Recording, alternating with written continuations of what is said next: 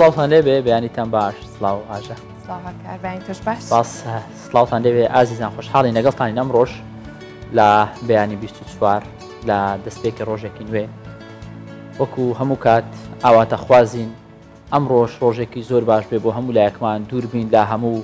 دەرد و بەڵاو نەخۆشی و ناخۆشیەک و هیوادارین ئەمڕۆ ئەو ڕۆژە بێ کە ئێوە چاوەڕێ دەکەن ڕۆژێک بێ پڕ لە بەرهەم پڕ لە دەستکەوت پڕ لە وزا و ڕۆژێک بێ هەمووتان بتوانن ئومێد ببەخشنەوە بۆ خۆتان و بۆ کەسانی دەوروبەرتان لەگەڵمان بمێننەوە بۆ بینینی ناوەڕۆکی بەرنامەکەمان. سڵاوتان لێبێ بینەران و بیسەرانی کوردستان 24 لە هەر شوێنێکن بینەر و بیسەری ئێمن و کۆکارتی ڕۆژێکی باشتان هەبێ بۆ هیواین کام کاشمێرە لەگەڵ ئێمە بمێنەوە تا بینەریە و بڕگەبابەتانە بن کە لەگەڵ هاوکارانم ئامادەمان کردووە دەستپێکی پرۆگرامەکەش بە هەندێک لەو بابەتانە ئاشناتانەکەین.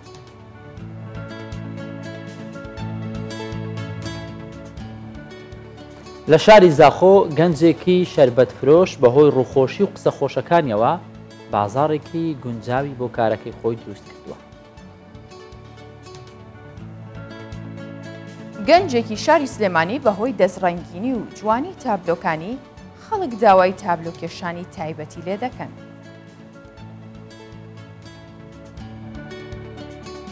گەنجێکی کورد لە دانمارک کاری دەرهێنەری فیلم و بەڵگە فیلم دەکات لەلایەن کۆمپانیا بەناوبانگەکانەوە داوای کارکردنی لێ دەکرێت و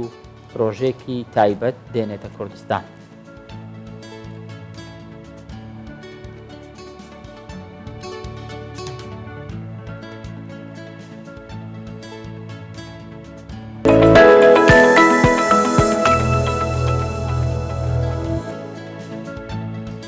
ڕووخۆشی لە کار و پیشەیە ئەوە بەشێکە لە سەرکەوتنەکان. هەروەک چۆنەم گەنجەی سەرەکانی کە بە ناوی ئازاد بەهۆی شەڕ و ئاڵۆزیەکانی ڕۆژ ئاوا بەداخەوە لە ڕۆژاوای کوردستانەوە ئەو هاتووە ڕووی کردوتە هەرێمی کوردستان و ڕووی کردوتە زاخۆ بە شوەیەکی گەڕۆک لە نێو بازار و شەقامەکانی شاری زاخۆ کاری فرۆشتنی شەربەتی سووس و تەمەرهەندی دەکات. ئازاد دەڵێت خەڵکی بازارەکە ناوم نازانن بەڵام بانگم دەکەن تەمەرهەندی منیش وەڵامیان دەدەمەوە بڵێ هەی ئەفەندی یان دەڵێن بڵێ هەی موختاری گوندی.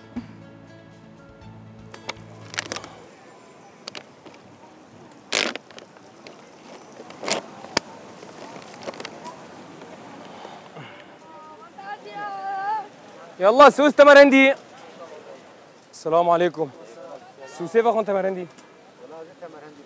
ليم الشباب. تمرهندي. آزاد محمد باقی شامیش باجار سرکانی کردی روجاوا سال 2013 از هاتم هریما کردستانی شبری و از سوریه مشغول زراعت و کار حدادی وان دکر ما خواندنا خوشی وقت بجن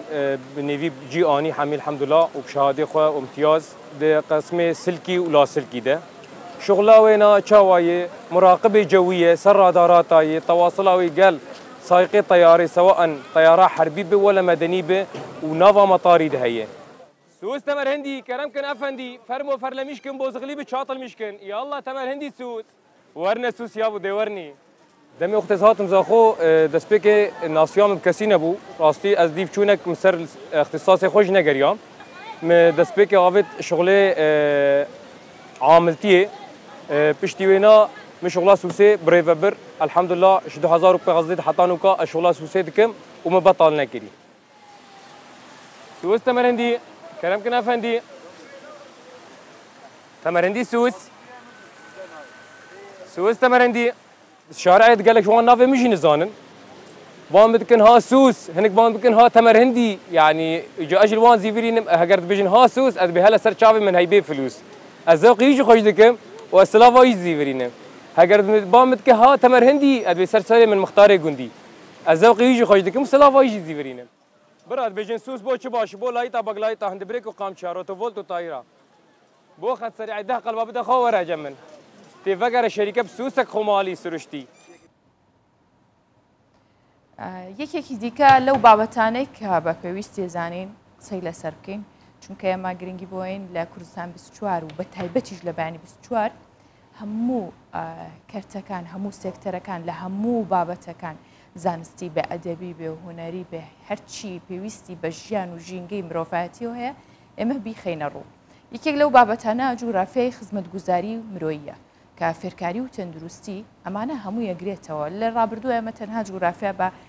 شوێن لۆکیشنێکمان نەزانین، بەڵام کاتێکە وترێ جوگرافیای مرۆیی خزمەتگوزاری بە پێی شوێن و ئابووری ئەو کۆمەڵەی کە لە شوێنەکە کۆبنەوە هەموو ئەمانە گۆڕێ. بۆیە کەسێکی تایبەتمەند و خاوەن بڕوانامەی ماستەر لە بواری جوگرافیای خزمەتگوزاری مەدەنی میوانی ئێمە بێت لە سۆرانەوە، ئەویش بەڕێز مستەفا یونسە بەشێکی ڕاستەوخۆ لەگەڵمانە بێ. بەڕێز مستەفا ئەم کاتت باش. ئەم کاتی تۆش باش خاتون ئەحواڵ. زۆر سپاس کاتی هەموو بینەر و بیسەرانی کوردستان 24 باش. ژیت مامۆستا مستەفا. مامۆستا مستەفا لەوە دەست پێ بکەین باسێکی کورتمان تایبەت بە جوگرافیای مەدەنی بۆ بکە یاخۆ جوگرافیای خزمەتگوزاری بۆ بکە. ئەمە چۆنە؟ جوگرافیای خزمەتگوزاری کۆمەڵێک چارەکێک کە دەوڵەت یان کەرتی گشتی یان کەرتی تایبەت پێشکەش بە هاوڵاتیانەکە بە ئامانجی سوودگەیاندن بەلایەنێکی دیاریکراوە. خۆی خزمەتگوزاری لە دوو لایەن پێک دێ. ئەو خزمەتگوزاری دوولانی لە خواگری کە پێی ئەڵێن خزمەتگوزاری کۆمەڵایەتی. لایەنێکیان ئەو خزمەتگوزاریانە کە بۆ مرۆڤ دەچن، وەکو ڕاکێشانی کارەبایە، هێڵی ئەنتەرنێتە، ئاوەڕۆیە، و لایەنێکی تریشیان ئەو خزمەتگوزاریانە کە مرۆڤ بۆیەتی، وەکو قوتابخانەیە، نەخۆشخانەیە، لایەنێکانی خزمەتگوزاری ئاینی شەگریتەوە وەکو مزگەوت و مزگەوتی هەینی. باشە مامۆستا یوسف، ئەم بوارانە تا چەند لە هەرێمی کوردستان بە تایبەت ئەم بواری جوگرافیا و جوگرافیای خزمەتگوزاری گرنگی پێدراوە، ئەتوانرێ چۆن سوودی لێ ببینرێت؟ بەخوای بە شێوەیەکی گشتی لە دوای ساڵی 2000ەکانەوە بە شێوەیەکی گشتی لە زانکۆکانی سولەیمانی سەلاحەدین ئێستاش لەخوا بە زیادی لە پاش 2009 کە زانکۆی سۆرانی دامەزرایە وردە وردە لێکۆڵەران یان توێژەران هەستاون بە توێژینەوە لەسەر جوگرافیای خزمەتگوزاری. هەرێکەی بە شێوەیەکی جیاواز هەیە، تەنها لەسەر خزمەتگوزاری فێرکاریەکە هەیە، لەسەر خزمەتگوزاری ئاینی یان تەندروستی ئەوانەکە. گرنگیش لەو خزمەتگوزاریانەوە کە لێکۆڵین و لەسەرەکرێ بۆ ئەوەیە سوودێکی باش بە هاوڵاتیان بگەینێ و هەندێک پێوەری عێراقی جیهانی و ناخۆیی هەنە بۆ ئەو خزمەتگوزاریانە کە بۆ سوودگەاندن بە هاوڵاتیان. باش مامۆستا، وەک دەزانین ئەو چەمکە هەبووە گوێمان لێ بووە، بەڵام لکاندنی جوگرافیای خزمەتگوزاری بەیەکەوە ئەم دوو وشەیە ڕەنگە تا ڕادەیەک نوێ بێ وشەکەی، چونکە لە ڕابردوو هەر مەسەلەن ئەومان دەخوێندەوە یان ئەومان دەبینی دەگوترا خزمەتگوزاری پێشکەش دەکرێت. ئێستا کە ئەم دوو وشەیە لێک دراوبووەتە بە جوگرافیای خزمەتگوزاری، بەڕێزت پێم وابێت توێژینەوە کە داخود ماستەرنامەکەت لەسەر ئەم بابەتە بووە. ئامانجی تۆ چی بووە؟ بۆچی ویستت لەسەر ئەم بابەتە کار بکەی؟ گرنگی ئەمە لەکوێدایە؟ ئامانج تێدا ئاشنابوونە بە دابەشبوونی شوێنی هەنووکەی خزمەتگوزاریەکان، شوێنی ئەو شوێنانەکە خزمەتگوزاریەکانی تێدا دابەش بووینە و دەرخستنی گرفت و کێشەکانی بەردەم دابەشبوونی خزمەتگوزاریەکانە لە ئێستادا. بەڵێ باشە مامۆستا، ئاستی کارایی خزمەتگوزاریەکان ئێستا چۆنە؟ ینی پێ دوایە ئێستا بە شێوکی باش کاری لەسەر دەکرێت؟ بە شێوەیەکی گشتی لە شاری سۆران ئاستی خزمەتگوزاریە کۆمەلگای بەڵێ بەردەوام بە شێوەیەکی گشتی کارایی خزمەتگوزاری کۆمەلگایەکان لە شاری سۆران تا ڕادەیەک باشە، بەڵام لەو باشێش نییە کە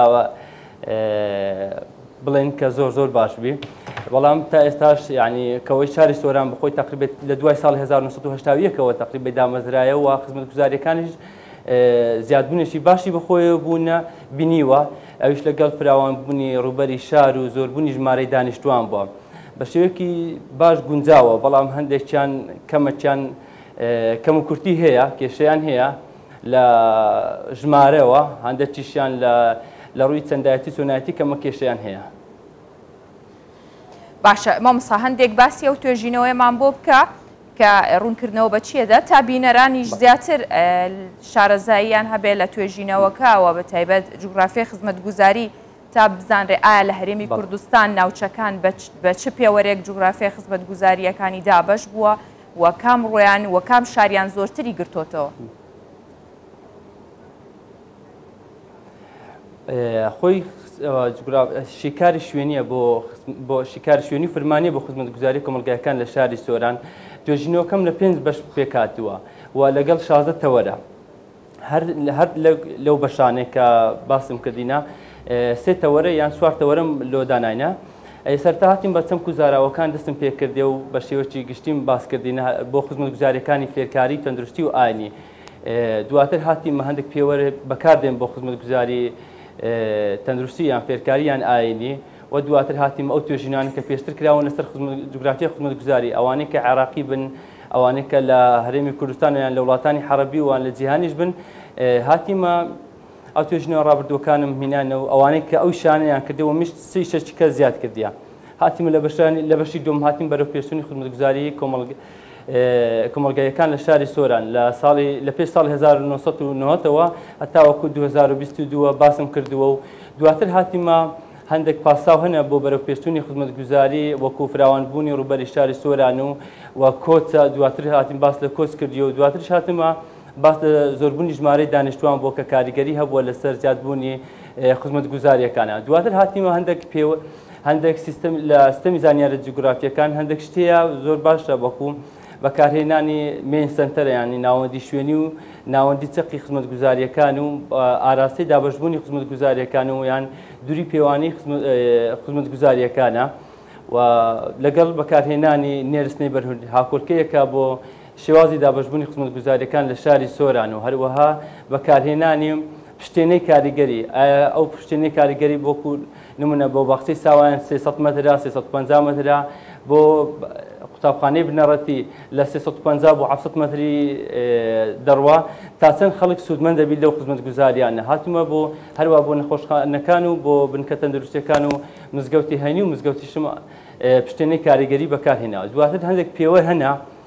تقریبا نزیکەی 10 پێوەر بۆ خزمەتگوزاری فێرکاری بەکارهێناوە هەندێک بۆ خزمەتگوزاری تەندروستی و بۆ خزمەتگوزاری ئاینیش چەند پێوەرێکی عێراقی هێنەوە لەگەڵ بەراوردشم کرد لەگەڵ هەرێمی کوردستان تا چەند ئەتوانن خزمەت بە دانیشتوانی شاری سۆران بکەن دواتر هاتیمە بەکارهێنانی نێتوۆڕک لە توێژینەوەکەمدا کە بۆ ئەوەی ئەو قوتابیەک بە چەند ماوەکەی ئەبڕی بۆی بگاتە قوتابخانەکەی یان ئەو نەخۆشە بە چەند بە سیارە ئەگاتە نەخۆشخانە چونکە بخۆمان نزانین هەر نەخۆشێک لەو ماوەیە کە نەخۆش یعنی لە عەڵەتێکی زۆر ینی هەستیارەوە هەتا گوتون نەخۆشخانەی خولەکێک زۆرە بۆ ئەوەی بگاتە نەخۆشخانە لەوەی بە تەندروستیەوە بتوانێت بگەڕێتەوە ناو کۆمەلگاکەی باشە زۆر باشە مامۆستا وەک دەزانین ئەو بابەتانەی کە پەیوەستە بە جوگرافیای خزمەتگوزاری لە هەمان کاتدا ئەرکی حکوومەت و ئەرکی وەزارەتەکان ئەرکی پارێزگاکان و قەزا و ناحیەکان تا وردیکەینەوە دێتە خوارەوە بەڵام پرسیارەکەم بەو شێوازە بکەم کەسانی ئەکادیمی ئەوانەی کە پسپۆریانە هەیە لەم بابەتە چۆن دەتوانن هاوکاری حکوومەت و لایەنە پەیوەندیدارەکان بکەن بۆی بتوانن بە شێوازێکی باشتر خزمەتگوزاری پێشکەش بە هاوڵاتیان بکەن پرسیارەی جوانە سوپاس دەکەیت بەڵای بە شێوەی گشتی تقریبا لە بە شێوەی گشتی بە دوای بە تایبەتی لە شاری سۆران لەگەڵ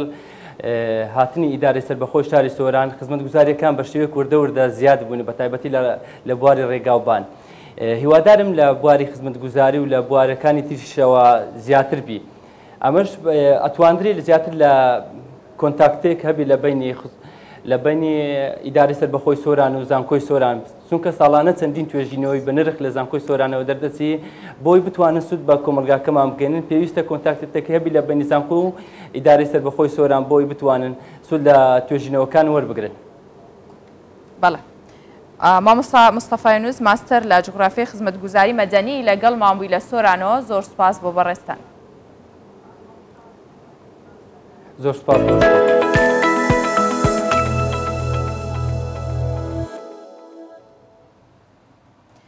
زۆرێک لەوانەی کە خەریکی کاری هوەرین ئەو کەسانن کە بەبێ تەواوکردنی ناوەندە هونەریەکان یاخود پەیمانگا هونەرە جوانەکان فێری هونەری شێوەکاری بوون واتە حەز و خولیایەکی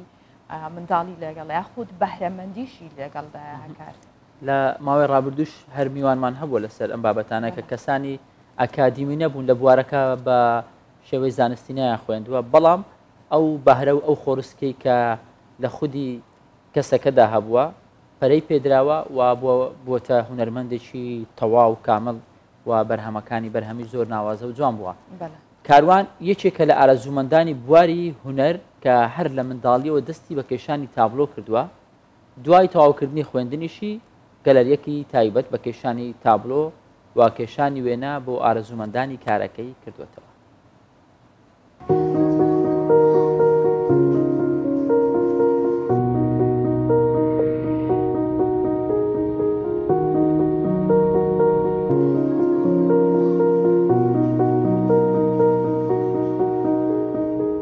ناوم کاروان فاتحە کۆلێژی ئەندازیاریم تەواو کردووە خولیام وێنە کێشانە هەر لە مناڵیەوە دەستی وێنە کێشانم هەبووە و تەنانەت پێشوەی بچما مەکتەبی ژوێنم کێشاوە و ئیشەکانم دیار بووە کە بەهرەی وێنە کێشانم تایە بەڵام وەکو ئیشکردن ماوەی 3 بۆ 4 ساڵە خەریکی ئەم ئیشەم و لە ڕێگەی پێیجەوە سەرەتا پاشان ئەم گەلەریەم داناوە تا ئێستا هیچ شتێکم نەخوێندووە کە تایبەت بێ وێنە کێشان هیچ خولێک هیچ شتێکم نەخوێنەوە بەڵام هەوڵم ماوە زیاتر لە ڕێگەی یوتیوب و لە ڕێگەی سۆشیال میدیاوە زیاتر خۆم شارەزای وێنە کێشان و جۆرە جیاوازەکانی بکەم.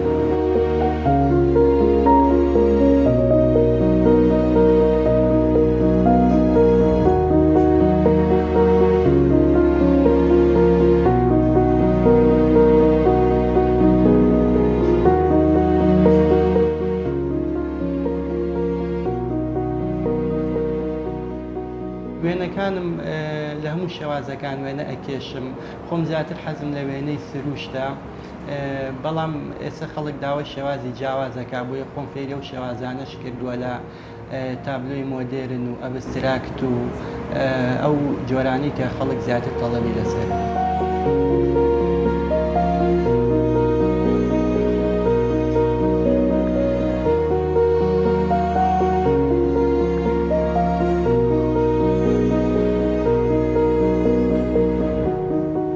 زیاتر حەزم لە وێنەی سروشتە کە زیاتر ئەوەش بۆ ئەوە گەڕێتەوە حەزەکەم زیاتر ئەو دیمەنانەی کە ئەیبێنم بە تایبەتی سروشتی کوردستان لە وێنەکانمە ڕەنگ باتەوانێ و جوانی سروشتی کوردستان دەرخەم.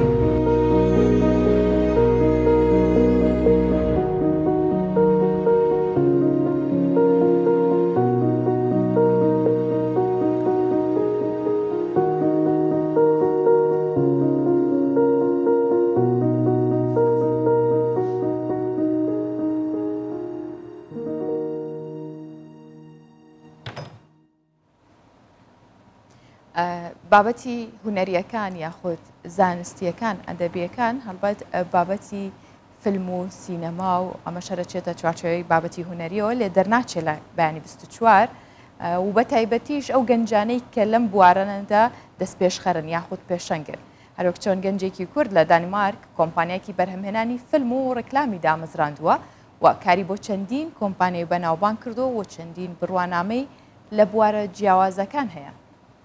ئەم گەنجە لە دوبەی ئیسپانیا بەریتانیا دانمارک و کوردستانیش کاری دەرهێنانی فیلم و بەڵگە فیلم و کلیپی کردووە. ئەم گەنجە ناوی ڕابەر سدیقە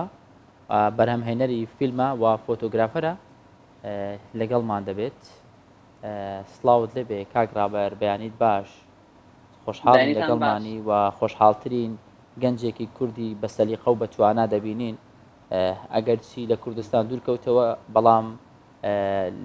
بە گرنگی پێدان بەکارە هونەریەکانی بە حەزەکانی خۆی هەر بەردەوامە ئێمە دەستخۆشی لێ دەکەین و اینجا دەست بە پرسیارەکانمان دەکەین. کارکردن بۆ تۆ لە دەرەوە سەختە سەخت نییە چۆن دەستت پێ کرد؟ پێشەم شتێ زۆر سوپاسانەکەم بۆم دەرفەتە کارکردنی بەشی فلیم کەوتو سەر کاتەکە چۆن بەکارهێنی طبعاً ئیشی زیاتری بۆ بکەی ئیشی خۆشتر و گەورەترە بێ دا بۆ منیش هەتا بتوانم هەوڵ لەسەرم ئیشانی خۆمەیەم و لەسەر ئیشی لەسەر بکەم. باشە ڕابەر ماوەی چەند ساڵە تۆ چوویتە تا دەرەوەی وڵات لە دەرەوەی هەرێمی کوردستان و وە چەند وڵات کە کارت تێدا کردووە ینی لە کوێوە دەستت پێکرد هەر حەز و خولیای خۆت بوو کە دەستت بە کاری فۆتۆگرافی کرد دواتر کەوتیتە تا دواتر ناو ئەم جیهانەوە؟ تقریبا 22 ساڵ لە دانیمارک دەژیم و کاتی بەشی فۆتۆگرافی شتێکە ئاواتم هەبوو هەر لە مناڵێەوە حەزم لێکرد لەو بەشەوە ئیشی لەسەر بکەم بەڵام زۆری برد زۆری خایان لە پێش دەستم کردەوە پاسکیل دوایە پەڕەشوت دوایە یاری سەر سەوەڵ بەسی ترەوە بوو ئینسان پێی تەمەنە بێ شەهادەیەکە هەبێ وتم باس شەهادەیەک بێت کە بتوانم بۆ هەموو کاتێک بەکاری بێنم زیاتر ئیشی دەستم نەبێ ئەگەر خوانەکە شتێکی لێبێ با بتوانانی مێشک بەکار بێنی ئەم ئیشی بەشی فلیمیش یارمەتێکی زۆر مەیاد کە یعنی زۆربەی دانیشتنە و مێشک بەکارە ینی زیاتر دەست نییە. باشە کاک ڕابەر چەند بەرهەمت هەیە چەند فیلمت بەرهەم هێناوە ئەگەر فیلمت بەرهەم هێناوە لە چ فیستیڤالێک لە کوێ لە چ وڵاتێک بەشداریت بە فیلمەکانت کردووە؟ زیاتر چەند پرۆگرامی گەورەم کردەوە یەک لەوانە دۆکۆمنتەریم دروست کردەوە بۆ ناشنال جیۆگرافیک چەنەڵ بۆ پرۆگرامەکان کە ناوی Europe from above ئەوە یەکێکە لە پرۆژە گەورەکانم کە توانوویمە بە هەموو عالەم دانیمارک بناسێنم لەگەڵەوەیش پرۆمۆشن فیلم دروست کردەوە بۆ Eurovision 2023 لەوانەیە بیناسن کە ئەو پرۆمۆشنێک کە دروستم کرد لە هەموو وڵاتە ئەوروپیەکان پێشانیان یاوە ئەو شتێکی زۆر زۆر گەورەیە لەگەڵەوەیش چەند فستیڤالێکیشە بۆ لە دانیمارک بۆ فیلم دەرهێنان ئەتوانی ئیشی خۆت پێشانیت یەکیش لە ئەمریکا توانی بڵێ لە هەر هەموویە 5-6 دانە بەچی تر هەر بەشی خۆی لە دۆکۆمنتەری لە شۆرت فیلم. باشە ڕابەر زیاتر لە کام کارکردنیان مرتاحی یاخود لە کام کارکردنە شۆرت فیلم یاخود ڕکلامەکانیان ئەو فیلمانەی دۆکومنتەرین کامیان ئاسانترە بۆ تۆ کامیان چێژی لێبینی؟ بە بۆنەی ئەوەی شەهادەکەم هەیە کە 5 ساڵە خایەن لە دانیمارک بۆ دەرهێنانی فیلم ئەوە بۆ کە مەجای زۆری تیا بۆ کە بەعزە هەموو شتێک چاوەڕێکەمەوە هەر لە دۆکومنتەری بۆ ڕێکلام ناتوانم بڵێم لە 100% ئەمیانەیە چونکە بۆ نمونە Eurovision هەبوو دۆکومنتەرێکی عالەمی زۆر زۆر گەورە بوو کە ناوی خۆم بێت سەر ئەو کەناڵە یەکی کێشانەوە بوو کە ڕۆیشتم بۆ سلۆڤانیا ڕێکلام دروست کرد بۆ پۆرشە سیارەی پۆرشە ناتوانم بڵێم ئەویان لە 100% چونکە ئیشەکان ماشەڵڵا نەوەعن باشە بەڵام لای من هەمویان خۆشە. باشە کاک ڕابەر بۆ گەنجێکی کورد قورس نییە لە وڵاتێکی ئەوروپی یاخود دەوڵاتێکی ئەمریکی دەست بە کاری هونەری بکە و بتوانانی تێیدا شوێن پەنجەی خۆی بکاتەوە؟ والله طبعا هەموو شتێک لە ئەوڵە ناڕەحەتە بەڵام پێم وایە کەوسەر ئینسانەکە خۆی شەخصەکە خۆی چەندێک هەوڵی بۆیە پێم وایە لێرە بیت لە کورسان بی لە هەر شوێنێک ئینسان ئەگەر هەوڵی خۆی بێت توانێت بە هەموو هەدفێکی ژیان بگەیت. جا بۆ منیش ئەوە نییە بڵێم چەند سەعاتێک ئیشی لەسەر دەکەم هەتا بتوانم لە خەو هەڵەستم ئیشم لە ناو فیلم دەرهێنانەیە. باشە هەوڵدانی ئینسانێک خۆیەتی. ڕابەر تۆ بانگێش کراوی بۆ من جیاوازم لە BMX ئەمە چۆن بوو باسێکی ئەوشمان بۆ بکە؟ ئەوە بوو کە من عادەتەن لێرە پاسکیل بەرەو پێش لێ ناخڕم بەرەو دوای یعنی لەسەر سوکان دانیشم بەرەو دوڕم ئەوە بوو خەڵک سەری پێسوڕما کە ئیشێکی جیاوازم کرد تەسویریان کردم و لەسەر ئینتەرنێت دایان نابوو ئیتر کەناڵەکانی دانیماتیش شتێکی جیاوازیان بینە داوەتیان کردم کە بڕۆم بۆ سەر من جیاوازم فەنی پاسکیلیان بۆ بکەم ئیتر هەر لەگەڵ ئەوەیش بە بۆنێەوە ناسرام لەسەر تەلەڤیزیۆن ئێستا شەوی پاسکیلی شەکەم کاتێک ئیشی کامێرا ناکەم شەوی پاسکیل دروستەکەم. یعنی تۆ جگەلەوەی کە هونەرمەندی دەرهێنەری لە هەمان کادا وەرزشوانیشی؟ بەڵێ بەڵێ هەمووی لە وەرز دەستی تێکرد. یاری سەر سەهۆڵیش دەکەی؟ یاری سەر سەهۆڵیش دەکەم. پێویست نییە کاک ڕابەر هەندێک ئیش خەڵکیش گوناحە نەوانش ئیشکەن ئیشیان بۆ بێڵەرەوە هەبوورین کۆبوونەوەی ئەو هەموو بەهرە لە یەک کەس ئەوە بێگومان جێگای دڵخۆشی و هەڵ و ماندووبوونی دەوێت نیشانەی ئەوێت تۆ توانی تا هەر کارێک کە حەزت پێیتی ئەنجامی بدە ئەوە لە هەموو بابەتە گرنگترە پێم وایە هەموو ئینسانێکە توانێت هەر من نیم هەر کەسێک هەوڵ بۆ ئیشی خۆی بێ ئەتوانێت سەرکەوتو بێت جا ئەوەیشی باشە ئیشەکانی لە بەشی پاسکیل و پەڕەشوت و کەشادی پەڕەشوتمێ لە ئەمریکا وەشی تاوا کرد هەموو ئیشی سپۆرتەکانم ئێستا ئەمەوێت کۆنێکتی بکەم لەگەڵ بەشی فلیمە بۆ شێوەی تەسویرەکەم بە شێوەیەکی جیاواز کە خەڵک نەیبیناوە تا ئێستا لەبەر ئەوەیش کە وای لێکردو ئیشەکانی من جیاوازتر بووە لەو شتانێن ئەیبینیت ئەوەیە کە کەناڵە گەورەکان حەزەکەن شتی تاڵش تاقیکەنەوە باشی سوکسەکەی من لەو دەست پێکردووە ڕابەر کەی هاتیتەوە بۆ کوردستان ینی لە ماوەیەکی نزیکە هاتیتەوە بۆ کوردستان و باسێکی بەگشتی ئەو کارانش بکە کە لە کوردستان کردوتە کە لێرە بەرهەمەتێناوە بەڵێ ئەوە بوو کە سۆنی میوزیک میدل ئیست ئەنەویست کلیپێک دروستکەن ئاکتەرێکی کوردمان هەیە بە ناوی نوودە ئەویت کلیپێک دروستکات لە کوردستان تقریبا پار ساڵ بوو لە کوردستان بووم کە پرۆژێکێکی زۆر زۆر گەورە بوو کە هەموو کوردستان گەڕام بە 12 ڕۆژ لەوێ بووم هەر لە هەڵەبجەوە هەتا زاخۆ ئاکرێ هەموو شوێنە خۆشەکانی کوردستان گەڕام ئەوەیەکێک بوو لە پرۆژێکتە گەورەکانم کە ئیشی زۆر لەگەڵ بکەم ئیشەڵا ئەتوانن لەسەر وێبسایتەکەیشم سەیری بکەن ئەوە یەکێک لەوانەیە دووەم پرۆژێک ئەمەوێت شتێکی زۆر زۆر جیاواز بکەم لە کوردستان ئەویشە ئەوەیە بە بۆنەی شادەم هەیە لە بەشی پەڕەشوت ئەمە یەکەمی عالمیەکان داوت کەم بۆ کوردستان بەو شێوە فلیمێکی دۆکومنتەری جوان دروست بکەین لە شوێنە جوانەکانی کوردستان کەوتانی کوردستان پێشانی هەموو دنیا بین کە وڵاتێکی خۆشمان هەیە و مەجای یاریشی تایە ئەو یاریش من ئەمێ بە شێوەی دۆکومنتەری دەری بێنم کە ئێستش کۆنتاکتێکی بەقوتم هەیە لەسەر کەناڵۆکو نەشنەل جیۆگرافیک ئەم دۆکومنتاریان پێشانم کە بتوان ئەوان پەخشیکەن و هەموو کوردستان بە دنیا بناسێنن باشە کاک ڕابەر ئێستا بێگومان تۆ چاودێری یاخود بینەری ئەو کارانەشی کە لە کوردستان دەکرێت چ کلیپە چ ڕیکلامە چ فیلمە چ فیلمی دیکۆمنتاریە هەموو ئەو بابەتانە بێگومان بینیوتە و لە هەمان کاتدا ئەوانەی کە لە دەرەوەش دەکرێت ئەمانی شت هەر بینیوە چۆن بەراوردیان دەکەیت چۆن هەڵیان دەسەنجێنی پێ دوایە ئاستی گەنجانی کوردستان دەرهێنەران ئێستا بەرەو پێشچوونی بەخۆیەوە بینیوە دەتوانن هاوشێوەی وڵاتانی دیکە کار بکەن حتمما ماشاءڵڵا لەم چەند ساڵی ئەخیرەوە خۆشم زۆر هاتوومەت بۆ کوردستان شتی زۆر جیاوازم بینەوە ماشاءڵڵا گەنجی زۆر زۆر بەقوتمان هەیە شازمان هەیە ئێستش تەکنۆلۆژیا وای لێ هاتووە ئەگەر ئینسانەکە زۆر حەزی لە ئەو بەشەی خۆی هەبێتوانی هەموو شتێک بکە بە تایبەتی بەشی میدیەوە جا لەگەڵەوە من شتەکانی کوردستان زۆر بە جوانی زانم و هەستەکەم گۆڕانکارێکی زۆر کراوە ئیشەڵا منیش ئەمەوێت بە بۆنەی شەها دەکەمەوە لە بەشی فلیمەوە ئەو شتانێک کە فێر بم لێرە ئەیکەم بە دانیمارک پێشانیە حەزەکەم بیەمە بۆ کوردستان و پێشانی کوردستانی بیەم باشە ڕابەر ئەو فیلمانەی کە ئەکرێت لە دانیمارک تا چەند گەنجان ڕۆڵی گەورەیان هەیە تیا یاخود فیلمەکان بۆ تا ئێستا نەچوونەتە فیلمەکانی ئاستی هۆلیوود ئێوە چیتان کردو بۆی کە فیلمێک لە دانیمارک بێوەکو تۆی تیاژی وە لە کوردستان بێ پێویستەکە چی تێدا بکرێ بۆی کێبڕکەی فیلمەکانی هۆلیوود بکە مەبەست گەنجەکان بەگشتی ینی ئێوە تا چەند ڕۆڵتان هەیە لەوەی کە فیلم هەم تۆکو دەرهێنەرێکی کورت لە دانیمارک بتوانی فیلمێک کێبڕکەی پێ بکەیت لە ئاستی فیلمەکانی هۆلیوود و گەورەتر یاخود بەشداری فستیڤالە گەورەکانی پێ بکرێت پێویستی بە چییە؟ پێویستی پێش هەموو شتێک بە هەڵدانێکی لە حەد بەدەرە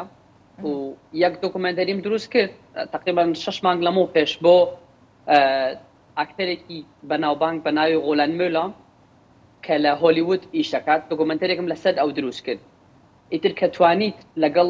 ئەو کەسانی هۆلیوود نزیک بیتەوە ئەوانیش کۆنتاکتیان هەیە ئەگەر ئیشەکانتیان بەدڵ بێ ئەوان ئەتوانن یعنی بە هۆلیوود پرسنت بکەن پێیان بناسێنن دا هەموو شتێک کەوتوتە سەرەوەی خۆت چەندێک هەوڵێ هەتا هەوڵی زیاتری ئیشەکان زیاترە بن بۆت ئیشە گەورەکان زیاترە بن بۆت باشە کاک ڕابەر ئامانجت هەیە یان خەونت هەیە بتوانی لە داهاتوو فیلمێکی درێژ بەرهەم بێنی ئینشاءالله حتمما ئەمەوێت زیاتر بێمەوە بۆ کورسان بۆ نوێ من 22 ساڵ لە کورسان کەوتمەوە شتی زۆر لە کورسان تایەتر نازانم بەڵام هەوڵێکی زۆرەیەم کە زیاتر ببینم لە کورسان ئەمەوێت ئینشاءالله بۆ کاتی خۆی ئەم پرۆگرامە خەریکین هەوڵمان یارمەتیمان بێن بۆ لە کورسانەوە کە بتوانین فلیمێکی جوان لە کورسان دروست بکەین حتممەەوە گەورەترین خەونی منە کە شتێکی جیاواز بە کورسان بکەم زۆر سپاس ڕابەر سدیق ئیتر نازانم ئەوەی تری بڵێم فۆتۆگرافەر دەرهێنەر باسکولی سوار پەڕەشودوان ئیتر یەک ڕیز پۆستی باش سەرکەوتوو بیت خۆشحاڵ بووین لە دانیمارکەوە لە ڕێگەی سکایپەوە لەگەڵمان بووی سپاس بۆ تۆ بە هیوای ڕۆژێکی باش زۆر سپاس قوربانم هەروە بۆ زۆر سپاس بۆ کاتان سپاس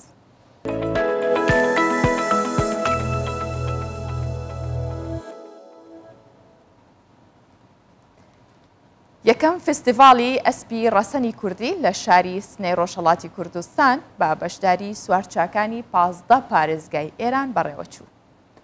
بەڕێوەبەرانی فستیڤاڵەکە دەڵێن ئامانجیانە هاوڵاتیان بەرەو وەرزشی چوارچاکی هام بدن و ئەسپی ڕەسەنی کوردیش بە جیهان بناسێنن و زۆرترین ژمارەی ئەسپی کورد لە ڕۆژهەڵاتی کوردستان لە پارێزگای کرماشانە کە نزیکەی 10,000 سەر ئەسپی کوردی لەیە و دوای ئەویش پارێزگاکانی ئیلام و سنە و ورمێ لوڕستان و هەمەدانە. لە شاری سنەی ڕۆژهەڵاتی کوردستان یەکەم فێستیڤالی ئەسپی ڕەسەنی کورد بە بەشداری سوارکارانی ئەسپی کورد لە 15 پارێزگای ئێرانەوە بەڕێوەچوو. ئەم فێستیڤالە بە هەوڵی دەستەی باڵای سوارکاری سنە و پشتیوانی یانەی سوارکاری زەردەش لە شاری سنە بەڕێوەچووە. بەڕێوەبەرانی فێستیڤالەکە دەڵێن ئامانجیان زیاتر پەرەپێدانی وەرزشی سوارکاری و ناساندنی ئەسپی کورد بە کۆمەڵگەی جیهانیە. بتانین کە ئێمە ئەم سەنعەتە ئەسپە ڕۆشت و ئرتقاب هەیە بێت بتانین ژێر ساختەکانی ئرتقا بین بتانین بیشترە مردم کە بێساڵ بیجەوانگەرمان بێتە ئەم ڕۆشتا کە بێساڵ وەرزشی ئاینی و ملیە کە بێساڵ وەرزشی پێشینیانمانە مەخسوسەن لەم ئوستانێمە ئوستانی کوردستان کە مفتەخەرین کە بێساڵ ئەسپێکمان نەس بە ناو ئەسپە کورد بتانین ئێمە ئەم ئەسپە بیشتر دەرپیش لەسا بە جامعای ئێران و جامعای جەهانی معرفیکەین. بەشێک لە فێستیڤالەکە پێشبڕکەی شەوانەی سەیلەمیەکانی ئەسپی کووردە. سەیلەمی ئەو ئەسپە بەڕەگەزنێرانن کە بۆ وەچەخستنەوە و زیادکردنی ئەسپی باش گونجاون و هەموو تایبەتمەندیە جەستەیەکانی خۆیان دەگوازنەوە بۆ جوانۆکەیان و ئەو وەچەیە لێیان دەکەوێتەوە وەک ئەسپێکی ڕەسەن دێتە ئەژمان. شەو سوارێکماندان یاگە شەو سوارە جەمع لە سوارکارەکانە هەم بۆ نەمایشی ئەسپە هەم بۆ نەمایشکە سوارکارە نەمایشدان سوارکارە بەخاطرەوە بزانین ئەو ئەسپە چەند توانایی هەست چەند نەمایشگەلی کەس بینێتە ئجرا معرفیەکەین کە ئەم ئەسپە بە ناوشەیەها یەک لە بەرترین سەیلەمیگەل کوردە واقعاً چۆن فنێتیپی واقعاً کوردیە تیپی کوردیە ڕەفتی ڕێگەچوونیژی واقعاً ئەسپێ بدونە ئیرادە. ئەسپی کورد یەکێکە لە ڕەسەنترین ڕەگەزەکانی ئەسب لە جیهاندا و 3 ڕەگەزی ئەفشار جاف و سنجاوی هەیە. زۆرترین ژمارەی ئەسپی کورد لە ڕۆژهەڵاتی کوردستان لە پارێزگای کرماشانە کە نزیک 10,000 ئەسپی کوردی لێ و دوای ئەویش پارێزگاکانی ئیلام سنە ورمێ لوڕستان و هەمەدان ژمارەیەکی زۆر لەو ئەسپیان لەخۆ گرتووە. کامیل بۆکانی کوردستان 24. هاوڵاتێکی خەڵکی قەزای ئامەدی ماوەی 15 ساڵە وەک خۆبەخش لە کارێکی ژینگەدۆستی بەردەوامە. شڤان سدیق ئەم هاوڵاتیەیە کە لەو کارانەی بەردەوامە کە بۆ دابینکردنی ئاو بۆ گیانەوەران لە ناوچە شاخاویەکان ئاوبات بۆ شوێنانە بۆ ناوچانەی کە بزنەکێویەکانی لێیە بە تایبەت لە وەرزی زستانە خواردنیان بۆ دابینەکات. شڤان سدیقی ژەڵێ ئەو ئاژەڵە کێویانە خەریک بوو لە ناوە چوون. دەڵێ ئەمانە لە ناو دەچوون بەڵام ئێستا ژمارەیان زیاتر بووە و داواش لە خەڵک دەکات ژینگە بپارێزن تا ژیانمان پارێزراو بێت.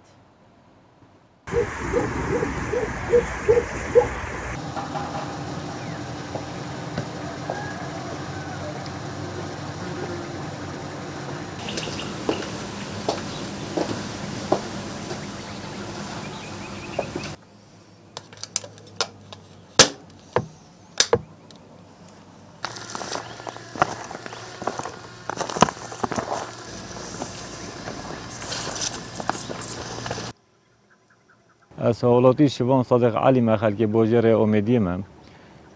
بری 15 سال حشک سالی چه بو آف گیم بون همجرا بود بین که نه اندک حودت آوه و ما آف بود بین که بو پاس کیویا بو همین یانه ولی بس تایبت بو پاس کیویا کوا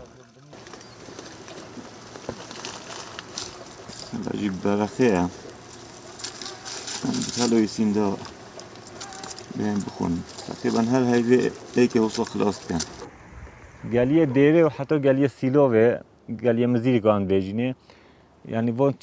چیایا والگل منطقه برسیله 300 و حتی 400 بازاید لهین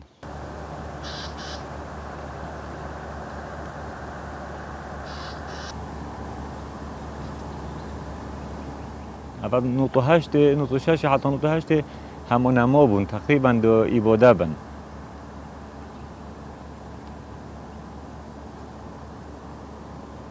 خلک امیدی و ما بریادا کو نکوژین دو زده بنوه چون کو گلک کم ببون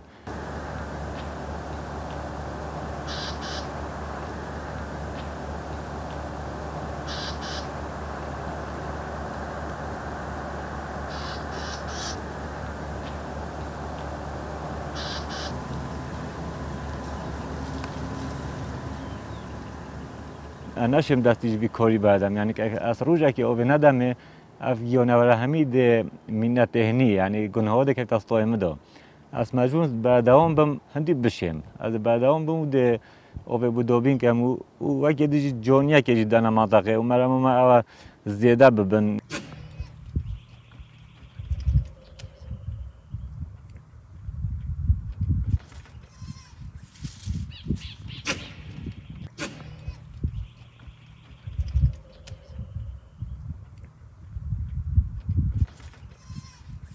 پیام ما بو اف کست کوچنا نچیره و یعنی جینگه تکدن حس کن یعنی وی کاری نکن یعنی چه پیوانوید وقتی دیجی وقتی افتشاد بریزی حسب که وقتی جینگه نما جیان مرو واجی نخوش بیتن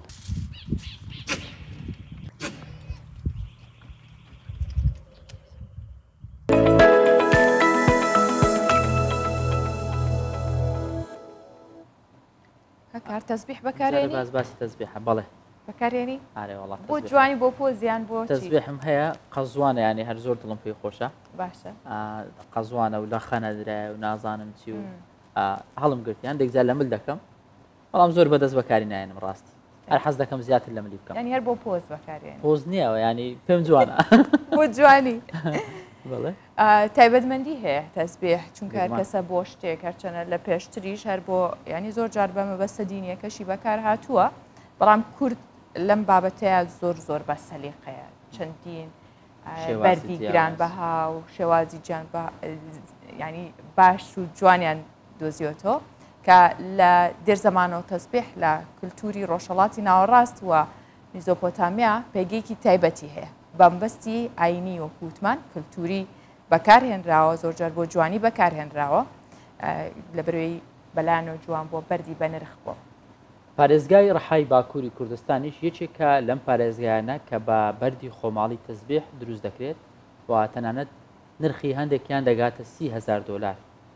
هەر وەستایەک کاتێک تەسبیحێک دروست دەکات واژوەکەی خۆی لەسەر جێ دێڵێت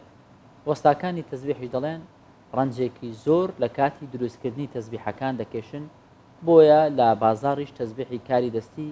وەستایەکی شارەزا و تەسبیحێکی ئاسایی زۆر بە ئاسانی جیا دەکرێنەوە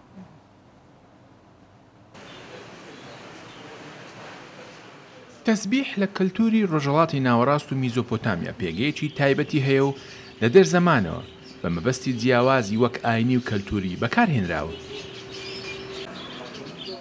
ڕەحای باکووری کوردستانی یەکێکە لەو پارێزگایانەی کە بە بەردی خۆماڵی تەسبیح دروست دەکرێت و تەنانەت نرخی هەندێکیان دەگاتە $30,000 تەسبیحەکان بە گوێرەی کوالیتی دروستکردنی و مێژوەکەی نرخی جیاوازیان هەیە چاوی پڵنگ کەهرەب عەقیق کوارتز ئۆنیکس ئامێتیس و جاسپەر بەشێکن لەو بەردە بە نرخانە کە لە دروستکردنی تەسبیح بەکاردێن نرخەکەشیان لە 4 دلارەوە دەست پێ دەکات و دەگاتە زیاتر لە 18,000 دلار. تەنانەت ئەوانەی لە سەردەمی ئیمپراتۆریەتی عوسمانیەوە دروست کراون و کەهرە بن نرخیان دەگاتە 30,000 دلار بە مەرجێک زیانی پێنەگەیشت بێت و وەک خۆی مابێت.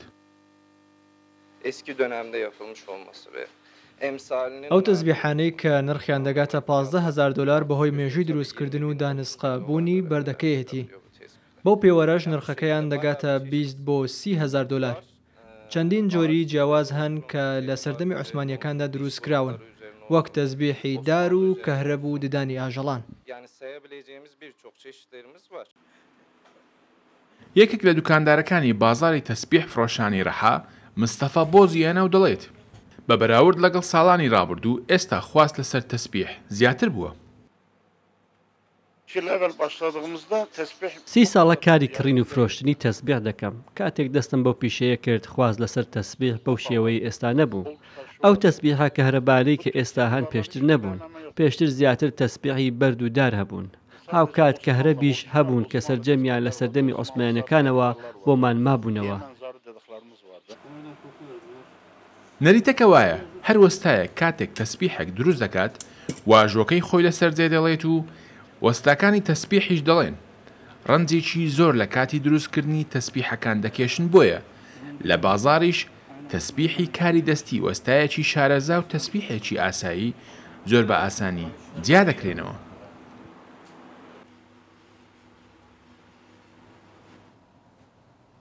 لە هەندێک شوێن هاژەتاوەکو ئێستا پەیوەستن یان پابندن بە نەریتی زۆر کۆن کە ئەم نەریتانە بە هیچ شێوەیەک لەگەر سەردەمی ئێستا لەگەڵ بەرەو پێشچوونی گشتی شارستانیەتی یعنی یەک ناگرێتەوە بەڕاستی. بۆیە هەندێک جارکە هەندێک بابەت دەبینی پێیت وایە تۆ سەیری فیلمێک دەکەی یان ڕۆمانێک دەخوێنیەوە سیناریۆ ینی بابەتەکان زۆر سیر دەبی وەکەوەی کە لە کینیا 45 هۆز هەن مەسای یەکێکە لە بەناوبانگترین هۆزەکان وە ژمارەیان نزیکەی 1,200,000 کەس دەبێت. لە نێو ئەم هۆزەدا لاوەکان لە تەمەنی 18 بۆ 26 ساڵی پێویستە بەشداری لە ڕێوڕسمێکی تایبەت بە دەرچوون و تەواوکردنی تەمەنی لاوێتی و بوون بە پیاوی پێگەیشتوو بکەن.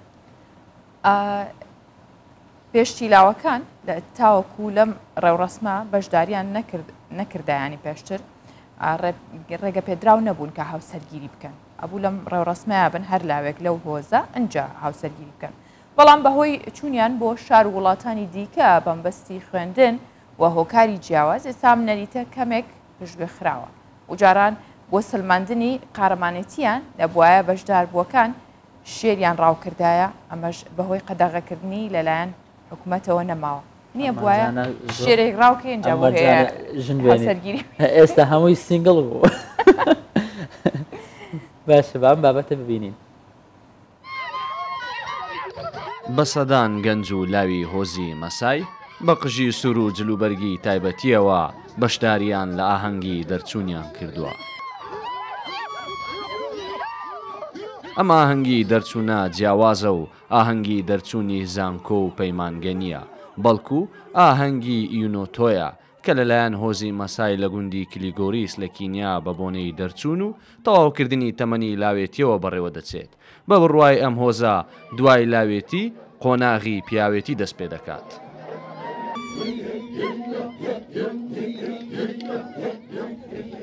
ئۆدوپی قوتابی کۆلێژی پزیشکیە و دەڵێت ئێستا دەتوانن وەک پیاوێکی پێگەیشت و هەڵسو کەوت بکەن و بەرپرسیارەتی ماڵەوە هەڵبگرن.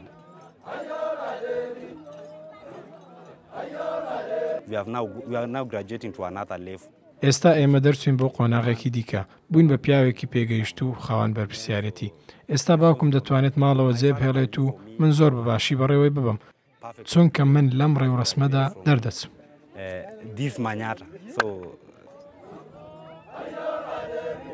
لە کولتوری مەسایادا گەنجەکان بۆیان نییە هاوسەرگیری بکەن تاوەکو لەم ڕێوڕسمەدا بەشداری نەکەن و بە شێوەیەکی فەرمی تەمەنی لاوێتی تێنەپەڕێنن. پیتەر یەکێکی دیکەیە لە بەشدار بووەکان و بڕوای وایە لە پاڵ پەروەردەی ڕۆژ ئاوایی پێویستە زانیاریان لەبارەی نەریتەکانیانەوە هەبێت.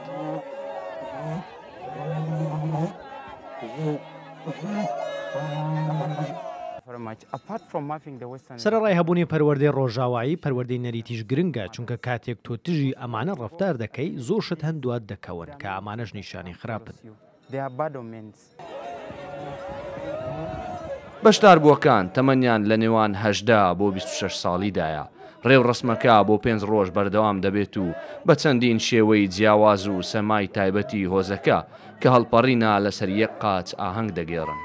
پێشتر بەشداربووەکان بۆ سەلماندنی قارەمانیەتی و پیاوەتیان پێویست بوو شێرێک ڕاو بکەن، بەڵام بەهۆی قەدەغەکردنی کوشتنی شێر لەلایەن حکوومەتی کینیا ئەم نەریتە جێبەجێ ناکرێت.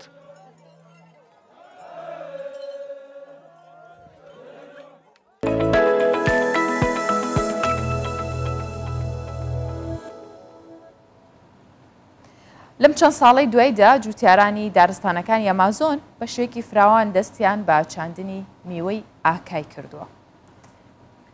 دەگوترێت لە بازاڕەکاندا نرخی ئەم میوێ بەرزە و پارەی باش دەکات. میوەی ئاکای تامێکی شیرینی هەیە و لە تووتڕک دەچێت، هاوشێوەی خورمای بەداری بەرزەوەیە. خەڵک جگە لە خواردن بۆ دروستکردنی زەیت و شەربەتیش سوودی لێ دەبینن. چاندنی میوەی ئاکای بەم دوایانە جوتیارەکانی دارستانەکانی ئەمازۆن بە شێوەیەکی بەرفراوان دەستیان داوەتێ و کردوێنە بە سەرچاوەی یەکەمی داهاتیان. ئاکای میوەیەکی شیرینە و لە تووتڕک دەچێت. هەڵکەوتەی جوگرافیا و کەشوهەوای دارستانەکانی ئەمازۆن ژینگێکی لەباری بۆ گەشەکردنی ئەم میوەیە فراهەم کردووە.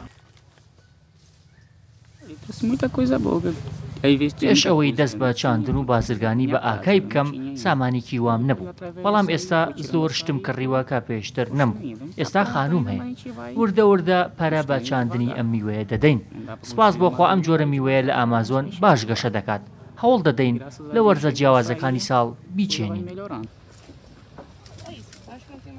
ئاکای هاوشێوەی خورما بەداری بەرزەوەیە. لە سەرەتای گەشەکردنی سەوزە و دواتر کەم کەم ڕەنگەکەی بەرە و ڕەشباو دەچێت. خەڵکانێکی زۆر لە ئەمریکای لاتین و بەتایبەتی بەرازیل حەزیان لێیەتی. ئەمە شوای کردووە چاندن و بازرگانیکردن بە میوەیە بروسکە ئاسا لە چەند ساڵێکی کەمدا هەڵبکشێت.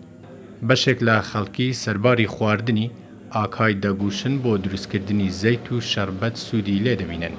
توێکلی دارەکەشی سوودی جوانکاری هەیە و ژنان و پیاوان بۆ شێدارکردنی پێست بەکاری دەهێنن. Trazendo para a cadeia processo que chama o seguinte. لەگەڵ هەبوونی سوودێکی زۆر بەڵام چاندنی ئاکی بە شێوەیەکی فراوان بووە تا جێگەی نیگەرانی ئێمە، چونکە وا دەکات خەڵکی ئامازۆن تەنیا یەک جۆرە میوە بچێنن کە لەلایەنی بازرگانیەوە سوودی هەیە. ئەمەش دەبێتە هۆی لە ناوچوونی فرەتچەشنی لە دارستانەکە و لە ناوچوونی میوەکانی دیکەش. هەرچەندە ئاکای بووە بە سەرچاوەی خێر و فەڕ بۆ جوتیارەکانی ئامازۆن، بەڵام ژینگە پارێزان مەترسی خۆیان لەسەر زۆربوونی ئەم جۆرە میوەیە لە دارستانەکان ناشارنەوە. بە تایبەتی بووە تا ئامانجی سەرەکی جوتیارەکان و پشتگوێ خستنی میوەکانی دیکە. ئەوەش مەترسی لەسەر فرەچەشنی ئامازۆن وەک گەورەترین دارستانی جیهان دروست کردووە.